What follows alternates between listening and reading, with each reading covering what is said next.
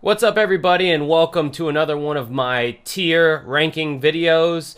I've done this for a few of my favorite bands in the past on this channel, and tonight I'm going to tackle yet another one of the bands that I would say was more of my favorite as a teenager slash early 20s something than it is these days, but I'm very familiar with almost all their albums, and obviously, if you couldn't tell by the shirt, it's Blink-182. So we're going to go through and rank each one of their albums. I have a lot of stuff to say about most of these albums.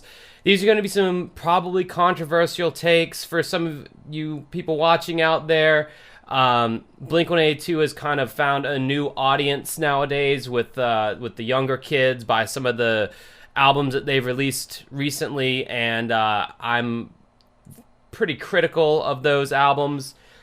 So anyway, let's get into it. So starting off in Blink-182's fairly long career, if you think about it, they started all the way back in like 1992 as just being called Blink. They hadn't added the 182 part yet. They did a demo album called Buddha, and this was just a rough skate punk type album. You had Scott Raynor, the original drummer for Blink-182. I know it's crazy, but Travis Barker was not always with the band.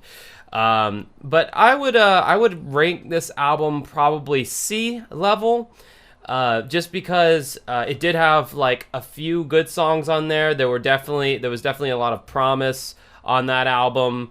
You had Carousel was on that album, which is still one of my favorite Blink-182 songs. You had the dichotomy of Mark Hoppus and Tom DeLonge both sharing lead vocals in the band, which gave the music more of a variety, and I really appreciated that. And just the evolution of Tom's voice. In these first few albums, Tom sounds like a little kid, and boy, does his voice change, but we'll kind of get to that. So, not a whole lot to say about Buddha. If we look at the songs, like I said, Carousel's the opening song, great song to open an album with. Then you had a lot of songs off this album that would make their way onto the next album, which would be Cheshire Cat, which I would put in the B category. Now, Cheshire Cat had another one of my favorite songs on it, which would be Eminem's. That just has such a cool lead guitar line in it that goes throughout the song. I apologize for that jump cut, but it would not be one of my videos if, as soon as I turned these lights on and started recording, I didn't start sneezing like a maniac. So now I'm sure my nose is going to turn red and everyone's going to say that I do coke as usual. I don't. So anyway, back to this album, Cheshire Cat. You had Carousel, Eminem's. Obviously, a lot of the songs made their way off of Buddha onto this album. Again, it's just kind of that skate punk, kind of just very raw sounding stuff. I don't find myself going back to this album very much and re-listening to it. The songs just in general are a little rough, and I'm not really into punk that much to listen to this real kind of like, more DIY sounding stuff, although obviously there's a lot more DIY sounding and a lot more rougher sounding punk than even the stuff found on Cheshire Cat. But anyway, punk wasn't my favorite genre, it still isn't. So when they got into their more kind of mainstream sound, I know I'm such a fucking sellout, poser, whatever. That's kind of when I started liking Blink a little bit more. So then we get into their third album, or second album really, because like I said, Buddha was when they were called Blink, and it was a reissue later on, blah blah blah. Is Dude Ranch. I'm going to put that in the B tier as well, probably to many people's chagrins that I would do that. Like I said, still a very kind of like punk album.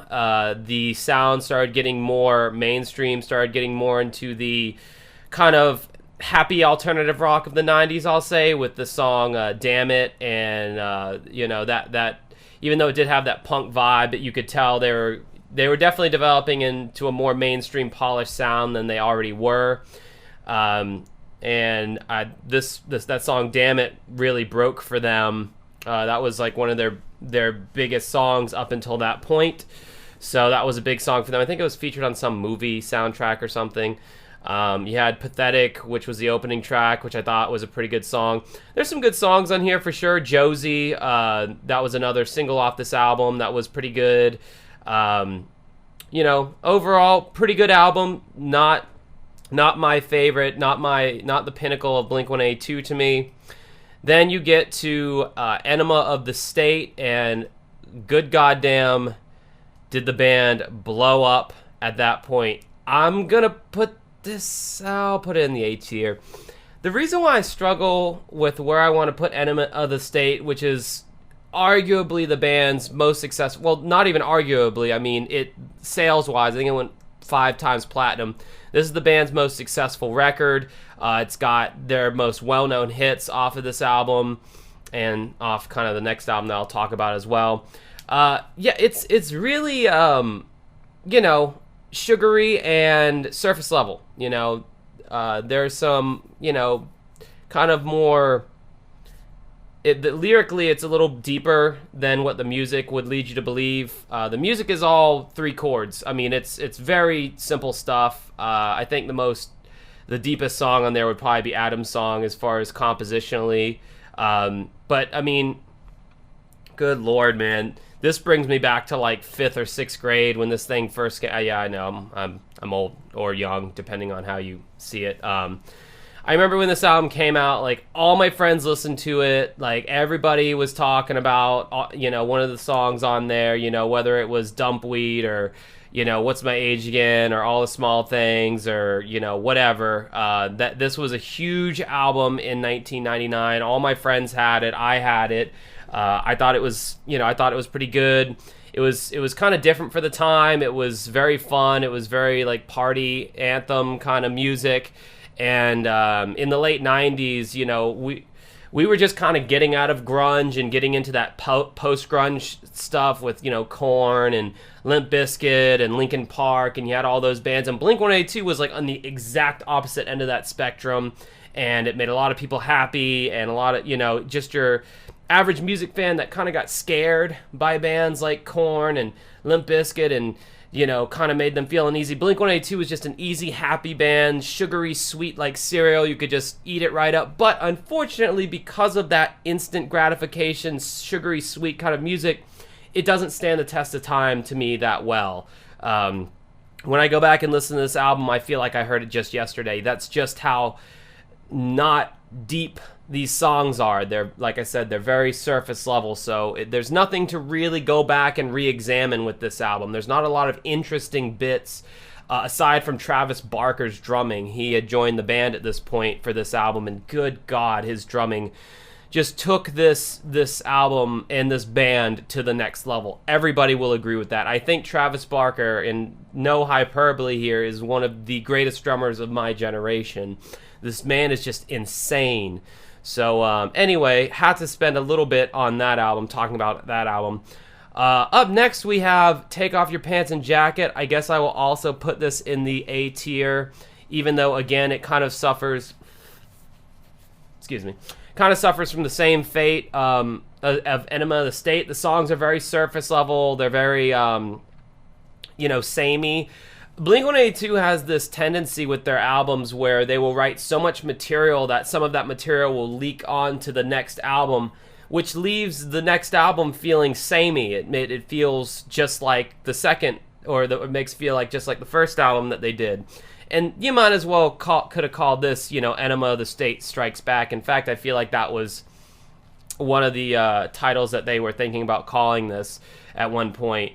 You have Anthem Part 2, which starts the album off. The drums on this album are so insane, and I had gotten into playing drums at around this time, and I would try to play drums to this album all the time, and I remember just doing my half-ass versions of Travis Barker's drum parts, and I would just love to see anyone attempt to do the drums on the first song, on the verse. He is just all over the place, which really plays in well at this point in their career, because Mark, the bass player, and Tom, the guitar player, were doing just these really simple guitar and bass lines that really left a lot of room for Travis to really do those crazy drum parts. And arguably, Travis's style wouldn't fit in a lot of other bands, because if the guitars were doing anything more technical than what they're doing in Blink-182, it would have just been this cacophony of proggy weirdness. It would have been just too much going on. But because they played such simple parts, Travis's style worked really well.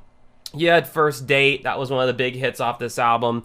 The hits off this album I didn't like nearly as much as Enema of the State. I just felt like they were silly, and they almost started to seem like a joke band to me. And like, I think probably my favorite song off this album is Stay Together for the Kids, which is one of the more serious songs. It sounds serious. Tom is coming in on the chorus with this really great hook. I'm always been more of a Tom guy than Mark, because everyone picks sides in Blink-182. Everyone says, oh, Mark is the better singer, he's got the better songs. I am totally team Tom all the way. I think Tom has a more interesting sounding voice. I think his songs are more interesting. I think he's got a lot more progressive string of thought as far as songwriting. He's always wanting to push Blink's music and take it further. And for that, I really respect him. And Stay Together for the Kids was more of an alternative rock song than a punk song. It was slower. It had a more driving kind of guitar in the chorus. And, you know, it was a nice contrast to the rest of this album, which is all pretty much just punk rock, you know, even more commercial punk rock than before. I would say this is the epitome of Blink-182's kind of disposable punk rock period. Not saying there's anything wrong with that. And when I was a teenager, I really loved it. But as I've gotten older, I just can't really revisit these two albums because there's not a whole lot for me to get from it. You know, these days I'm just in the mood for something deeper, a more immersive listening experience.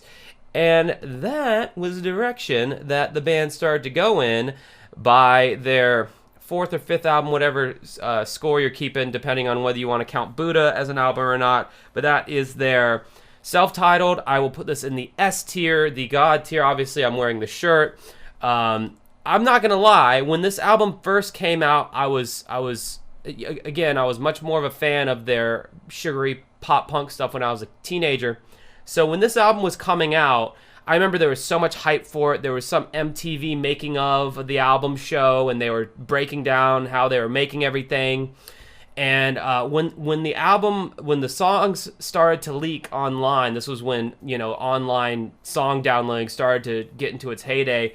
I remember downloading some of the songs and being like, dude, this sounds nothing like their stuff that I'm familiar with. And at the time, I didn't really like that. And I thought they were making some weird choices. The opening track, Feeling This, I thought was an okay song. I didn't really like the whole, I'm feeling this, because, like, I just thought, like, they were trying to go in, like, what are you trying to go in, like, a rap direction now? Yeah, I'm feeling this, man. Yeah, I'm feeling this shit. But it didn't turn out to be that way. I was just a stupid teenager that didn't know any better. Then you had songs like Obvious. It's times like these, it's obvious. Just these really cool, like, different kind of feels. They weren't just black, black, black, black, you know, they weren't these frantic punk rock songs. They were a little slower. They were a little bit more thought out. A lot more time was put into developing these songs. They were very well crafted, but they still kept a lot of the essence of what made Blink-182 great, which was coming up with really catchy melodies. Then you have I Miss You, which is like arguably one of Blink-182's biggest songs of all time, aside from All the Small Things. I thought this song was really weird when I first heard it. I was like, wow, this is Blink-182? Like, this is just crazy. Then you had Down, which, you know, they had that kind of chorus, down, down, down, pick me up, I'm falling. Actually, I think that's the Fallen interlude. But anyway, it had kind of like a hip-hop flavor. Oh, wait, no, that's the interlude. Down itself didn't sound anything like that, but it was a good song nonetheless. Then you had Always was a single. It was okay. More in the vein of old Blink-182. A song that gets overlooked off this album a lot, Easy Target. I thought Easy Target was a great song. I thought that should have been a single. I remember there was some VJ at MTV at the time saying, please make Easy Target a single. And I remember thinking to myself, like, yes, I agree with this guy. Like, Easy Target And you'll find this sometimes with Blink-182 albums. There will be this just super overlooked great song on the album that you never hear anyone talk about, and I will get to that later on. So after, not to get into a complete Blink-182 history here, but after the self-titled album came out, the band kind of felt the need to go and pursue some solo projects or some side projects, as it were. Mark Hoppus and Travis Barker formed a band called Plus 44. And then I think before that, Tom DeLonge and Travis Barker's like the horror of drumming. He's just been pimped out to everybody at some point in his career. But Tom got Travis to be in a band with him called Boxcar Racer. Boxcar Racer put a strain a little bit on Blink-182. Like I said, I'm not going to go into... I could spend an hour talking about all this, but Boxcar Racer kind of put a strain on Blink-182. They did their self-titled. Then after the self-titled, they kind of went on a hiatus. Mark and Travis formed Plus 44, which I didn't think was a very good band. I don't think Mark Hoppus is an interesting enough vocalist to carry a band by himself. His vocals to me are just kind of lackluster. So there was this long period of time between albums, and then it was announced that Blink-182 was breaking up, because then Tom, as Mark was doing Plus 44, Tom did this band called Angels and Airwaves. The songs on Angels and Airwaves' first album, We Don't Need to Whisper, were actually going to be Blink-182 songs for the new Blink-182 record. But they kind of had a creative differences, as they put it. I think Tom was just starting to get into his period of not having enough time for Blink-182 and wanting to do the To the Stars Academy and getting more in depth in the UFO stuff. And Blink-182 just, he won't go out and say it, but what I think in interviews when he's asked about, I think what he's trying to say is, what he's doing as far as his UFO research and Angel and Airwaves and To the Stars Academy is much more interesting to him than some pop punk band with, kind of shallow songs.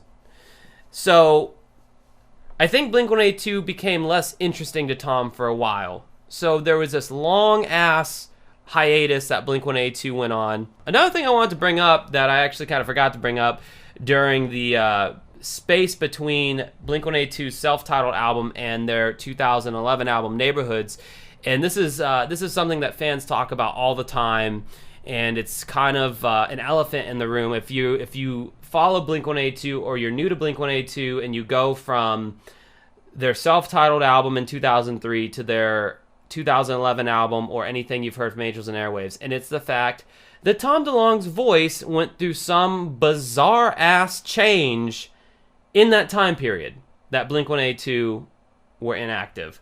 You can hear it on Angels and Airwaves. It went from like this, all the small things to all the small things. His voice has gotten really weird sounding. Like, I don't know what happened to his voice. There have been fans who have made video compilations on YouTube, like charting the evolution or the devolution of Tom's voice. I mean, it's kind of like when, a lot of people get old, sometimes their voice changes, sometimes they don't. Mark Hoppus sounds the same from Cheshire Cat as he does now. His voice is a little deeper now, but his voice has remained pretty much the same. But Tom's voice went through a really big change from 2003 to when they returned in 2011. And some people like it, some people don't. I kind of like his earlier voice. It had more, had more kind of energy and spunk to it, but his later vocals are cool too. So it's just something I wanted to mention because a lot of people always pointed out his voice did change a lot.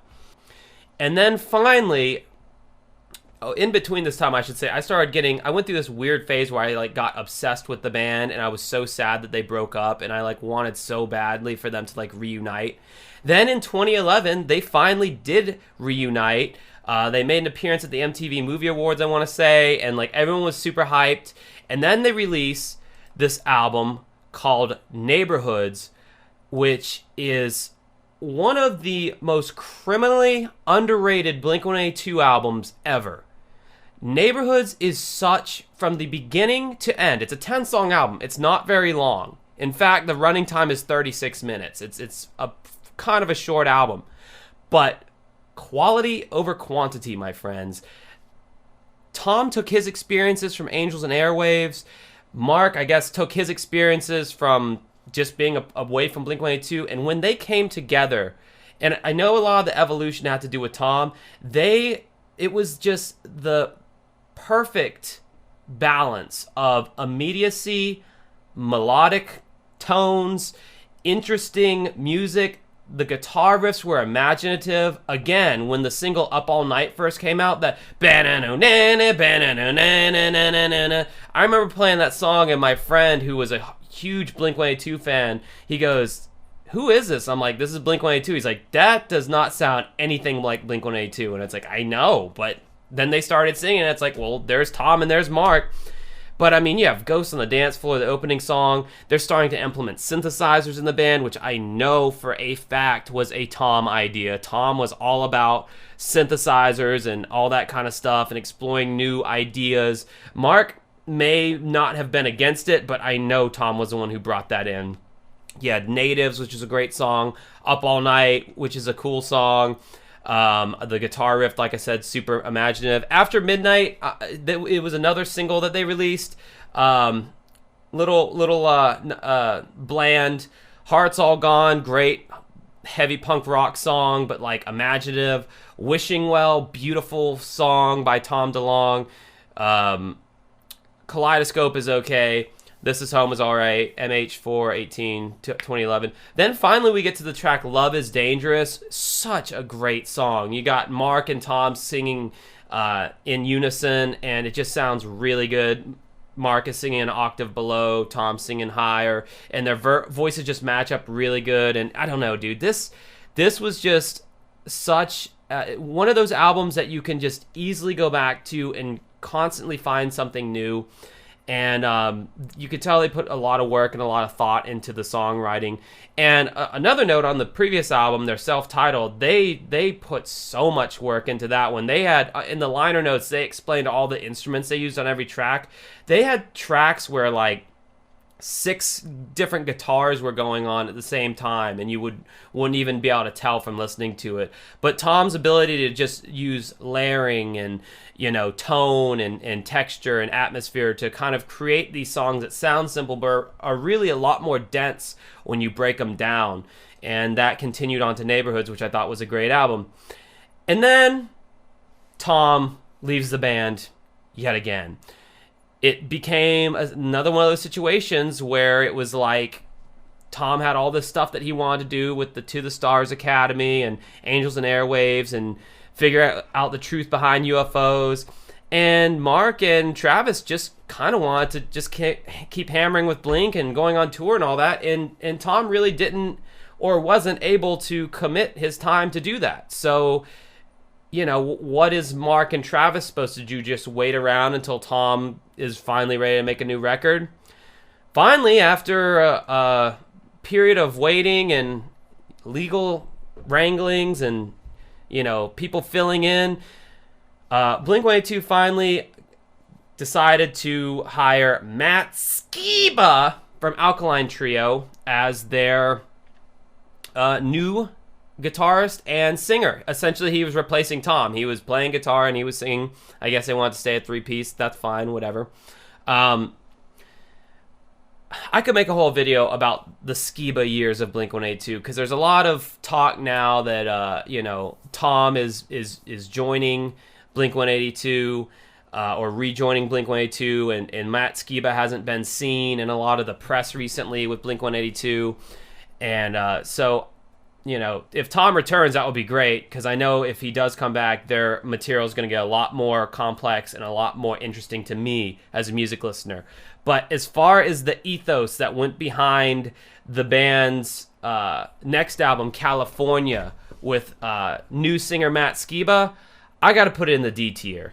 I mean, I couldn't believe when I heard this album just how generically, just the most generic pop punk, just how the band was clearly just trying so hard to just be relevant and stay relevant and be like, hey kids, you know, I know we're like in our 40s now, but we can still sing generic lyrics about teenage cliches like no one giving a shit about you and being sad and being raised on Ritalin and forgotten suburbia. These are all like lines from their songs, by the way. It's like they literally just listened to Jesus of Suburbia by Green Day and just copied all the lyrics from that and just spread it out throughout the whole album of California. I mean, there's a lot of problems I have with this album.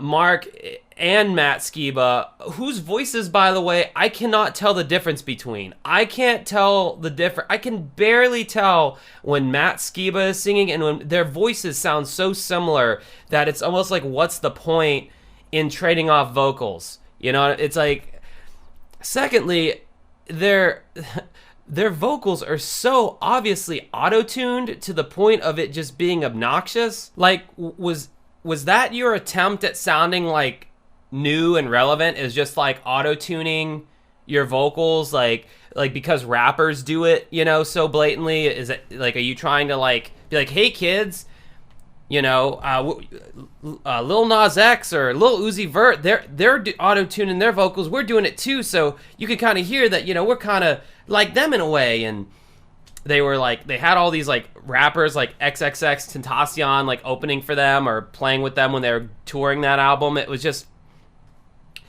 it's one thing to like legitimately be young and write music based on your experience. I think that's why Enema of the State was their biggest album, because they were young. They were the age of the people that they were singing to.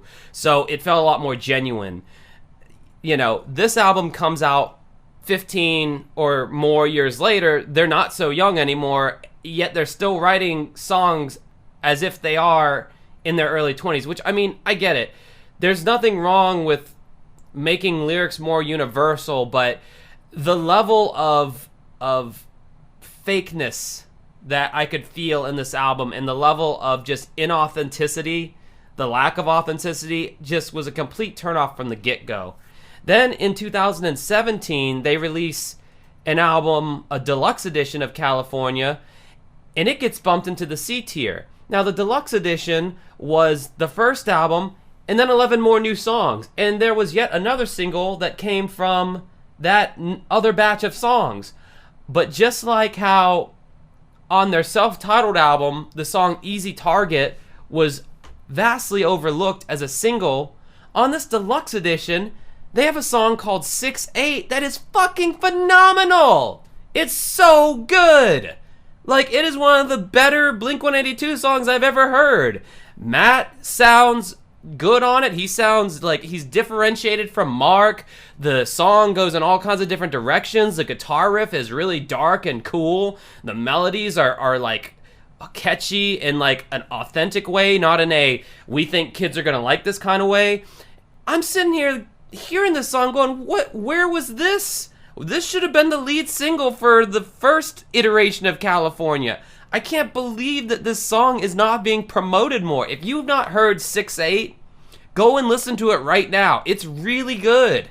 It blew my mind how fucking good that song was and how it just didn't, you know, never heard anything about it. In fact, you can go on YouTube. There's kind of like a cult fandom behind that song. A lot of people are covering that song and making lyric videos and making their own music video version of the song or whatever. It's really good.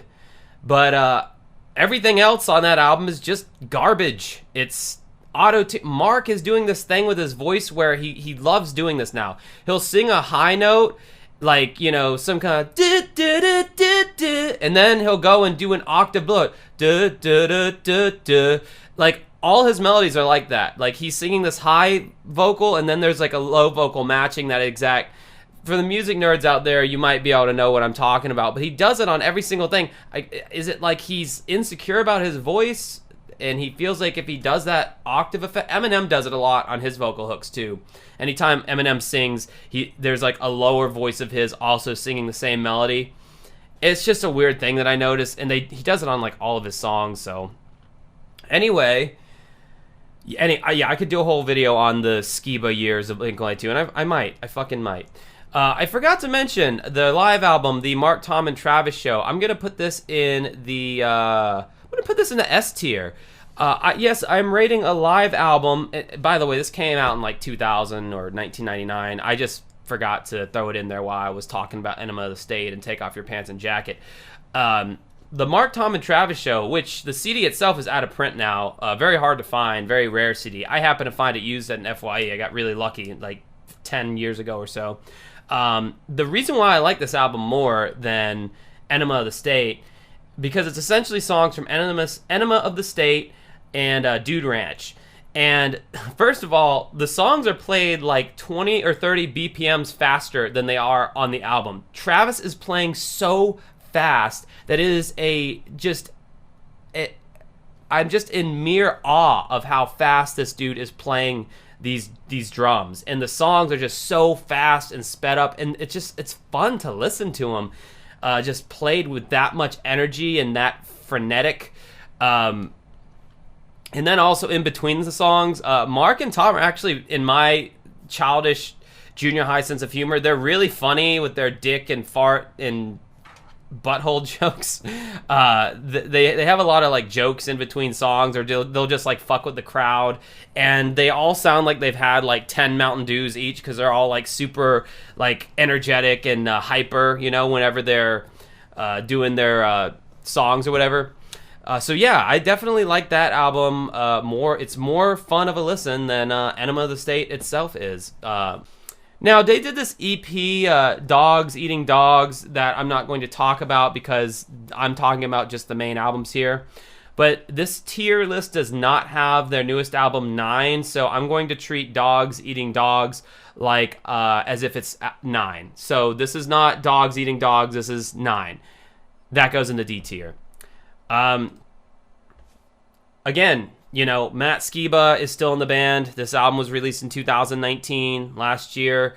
I listened to it with very low expectations, having heard California and reading interviews that they are literally trying to stay relevant. They are doing this on purpose. They are trying to make music that is specifically geared towards teenagers. So I knew that it was just going to be generic pop punk that, you know, had very little listening value for me. I'm not in a place in my life anymore where I really like that kind of music to begin with, but at least their old pop punk stuff was just more unique, stood out more.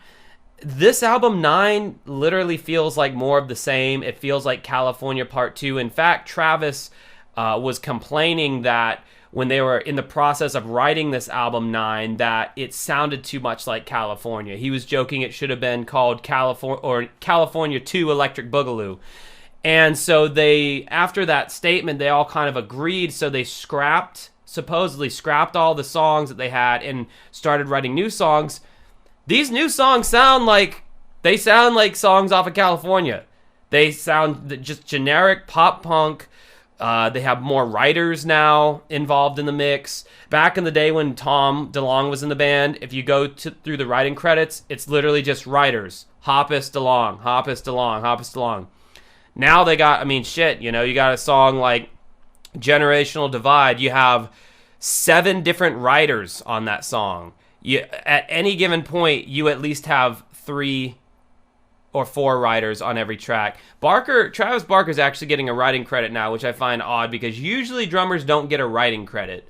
So I don't know how that breaks down unless they came to some agreement where it was like, okay, you know, he's going to be an equal member even if he's not technically writing notes.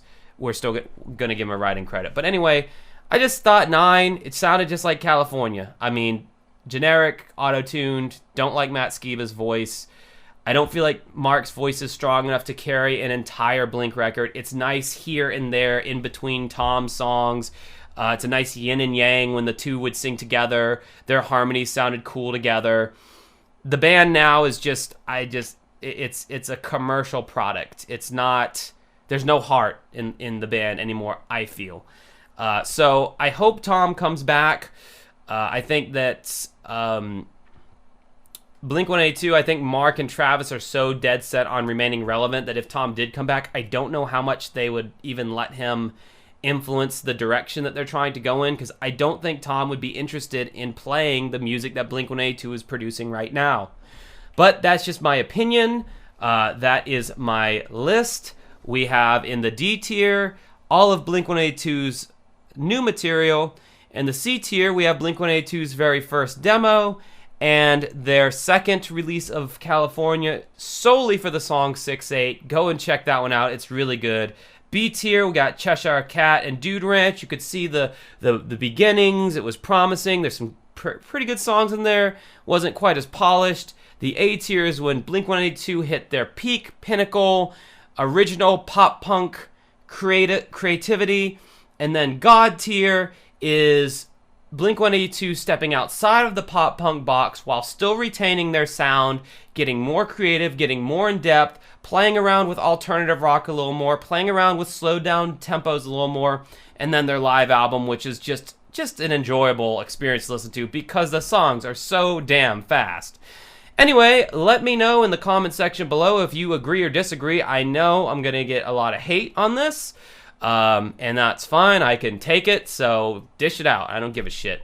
But yeah, remember to subscribe to my channel and ring the notification bell if you want to get notified of my newest videos, which you should do. It's a good thing to do. And I hope Tom returns as Blink-182, and until next time, have a good rest of your night.